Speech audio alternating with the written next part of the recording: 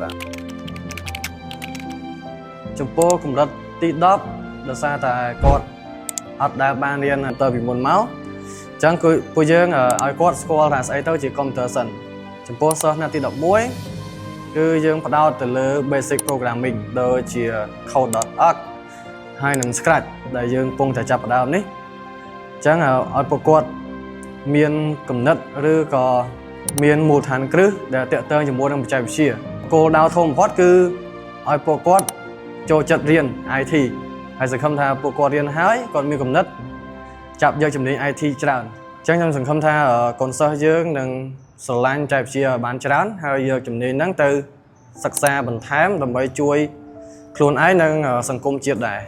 សូមអរគុណដល់ក្រសួងប្រៃសណីដែរដែលគាត់មានទស្សនៈឬក៏មានគម្រោងបង្កើតបានជាសាលានៅក្នុងខេត្តតាកែវយើងសូមឲ្យមានគម្រោងនេះឲ្យបានច្រើនក្នុងគោលដៅជួយយុវជនរបស់យើងឲ្យគាត់ស្រឡាញ់ផ្នែកបច្ចេកវិទ្យាអញ្ចឹងបើសិនជាមានមជ្ឈមណ្ឌលនេះច្រើនជួយឲ្យសិស្សគាត់សិក្សាជំនាញ digital ហ្នឹងចាប់ពីកំណត់វិទ្យាល័យបានច្រើនអញ្ចឹងធ្វើឲ្យសិស្សរបស់យើងគឺមានឱកាសស្គាល់ពិភពលោកបានច្រើនឬក៏បានទូលំទូលាយជាងពេលណាទាំងអស់